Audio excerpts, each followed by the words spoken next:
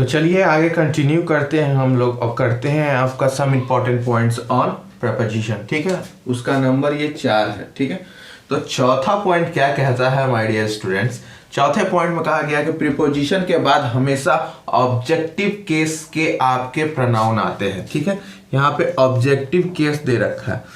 Pronoun को याद कीजिए, मैंने प्रोनाउन में आपको ऑब्जेक्टिव केस पूरा बता रखा है। ठीक है, तो प्रोनाउन वाला पूरा याद कीजिए। जैसे प्रोनाउन में क्या मैंने बताया था, आई क्या चेंज हो जाता है मी में। ठीक है, यू का यू ही रहता है। तो इसी प्रकार से मैंने आपको सारा का एक टेबल लिखवाया था। ठीक है, ऑब्जेक्टिव केस में जैसे आपका यू का यू ही हो जाता है, वी का अस हो जाता है। ठीक है, तो ये आपको याद होना चाहिए। ठीक है, सो वो टेबल को एक बार देख लीजिए। ठीक है, सो ऑब्जेक्टिव केस आपको याद आ गया होगा। ऑब्जेक्टिव केस पढ़ाया था मैंने, पॉजिटिव केस पढ़ाया था आपको, नॉमिनेटिव केस पढ़ाया था, 3 केस पढ़ाए थे। ठीक है, तो यहाँ पे प्रीपोजिशन के बाद हमेशा ऑब्जेक्टिव केस के प्रोनाउन होते हैं। ठीक है, तो you laugh at I, at यहाँ पे क्या है, प्रीपोजिशन है। ठीक है, तो आई क्या है आपका, नॉमिनेटिव केस है। क्या है, नॉमिनेटिव केस, एनसी। ठीक है, तो ये गलत हो गया। तो इसका सही वर्जन क्या होगा, यू लाफ एट मी, आई का क्या हो जाता है, मी। तो ये सही हो गया, ये गलत हो गया। ठीक है, अब बात समझ में आ रही है। चलिए, देयर इज ऑनेस्टी इन सी। ठीक है, आपका इन क्या है, प्रपोजिशन है, और सी क्या है आपका, इसके बाद आता है, और ये गलत है क्योंकि सी आपका क्या हो जा रहा है, सी आपका नॉमिनेटिव केस हो जा रहा है। ये भी आपका नॉमिनेटिव केस है। ठीक है, देयर इज ऑनेस्टी इन हर। ठीक है, इन है वही सी का सही वर्जन कर रहे हैं, हर। हर क्या हो जाता है, सी का क्या हो जाता है, ये नॉमिनेटिव केस है, और ये आपका ऑब्जेक्टिव केस है। तो ये सही हो गया।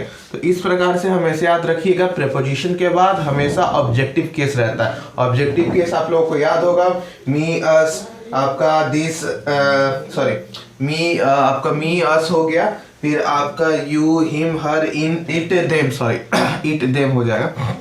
तो टेबल पूरा अच्छे से याद कर लीजिएगा। ठीक है, तो टेबल से आपको पूरा करना है। ठीक है, फिर से एक बार पुनः दोहरा दे रहा हूँ, आपका me us you him her it them, ये सारा आपका क्या है, आपका हो गया ऑब्जेक्टिव केस। ठीक है, तो टेबल एक बार तुरंत खोल के देख लीजिए अपना नोटबुक में। 5वां नंबर क्या कहता है, निम्नलिखित शब्दों के साथ टू का प्रयोग नहीं करते जब कोई ऑब्जेक्ट आए तो। ठीक है, इसमें क्या है, निम्नलिखित शब्दों के साथ टू का प्रयोग नहीं करते हैं जब कोई ऑब्जेक्ट आए तो। ठीक है, जैसे advice, inform, thank, request, forbid, tell, suggest, ask, order, command etcetera, ऐसे शब्द के साथ। ठीक है, I advise him to go. ठीक है, बताइए सही है कि गलत है। तो एडवाइस के साथ हम लोग को टू का प्रयोग नहीं करना है। ठीक है, तो ये गलत है। ठीक है, तो ये गलत हो गया। सही क्या होगा, I advise him to go. ठीक है, ये वाला आपका सही हो गया, 2 बार टू का प्रयोग नहीं करना है। She informed to the police of the incident. ठीक है, ये आपका गलत है। क्यों, टू आ गया इन्फॉर्म के बाद। सही क्या होगा आपका, she informed the police of the incident. ठीक है, I thanked to you for help. ठीक है, थैंक्ड है तो इसके बाद टू नहीं आएगा। ठीक है, अब ये जाके सही हो जाएगा। ठीक है, I thank you for help. ठीक है, you requested to my father for a new bike. ठीक है, फिर आपका रिक्वेस्ट वर्ड आ गया तो टू नहीं आएगा, टू को हटा दीजिए। You request my father for a new bike, अब ये सही हो गया, पहले गलत था। ठीक है, तो इस प्रकार से आपको करना है। ठीक है, सो आपको ऐसे शब्दों के बाद टू का प्रयोग नहीं करना है। ठीक है, ये सारे शब्द हैं, आपको टू का प्रयोग नहीं करना है शब्दों के बाद। देखिए क्या है ना, बहुत सारा आपका रूल्स एंड नियम्स है, तो वो याद कैसे होगा। तो याद के लिए आपको कॉन्स्टेंटली आपको रिवीजन करते रहना होगा मेरे प्रिय विद्यार्थियों। अगर रिवीजन नहीं कीजिएगा, भूल जाइएगा, खिचड़ी बन जाएगा, सब मिल जाएगा, आपको याद नहीं रहेगा कि प्रीपोजिशन का क्या रूल था आपको ये। तो आप इसको कॉन्स्टेंटली आप लोग रिवीजन रोज करते जाइएगा, फिर आसान हो जाएगा। एक बार पढ़ के आपको अभी समझ में आ गया होगा, लेकिन कल शाम तक, आज शाम तक या आप रात तक भूल जाओगे। ठीक है, तो आप क्या कीजिए, हर दूसरे दिन इसको रिवीजन कीजिए। ठीक है, रिवीजन करते चलिएगा पूरे शुरू से अंत तक, आपको सारे कुछ याद हो जाएगा, रूल और नियम। तो इसको रूल और नियम को रोज रिवीजन कीजिए। ठीक है, फिर क्वेश्चंस आपसे सारे बनेंगे एग्जामिनेशंस में। ठीक है, आइए आगे बढ़ते हैं। छठा है आपका say, purpose, speak, reply, talk, explain. ये सारे जो आपके complain, listen, write, report, pray etcetera के बाद टू का प्रयोग होता है। फिफ्थ वाले में नहीं होता है, ठीक है, नहीं, ठीक है, और इसमें होता है। Sorry, she said to me that he was her best friend, ठीक है।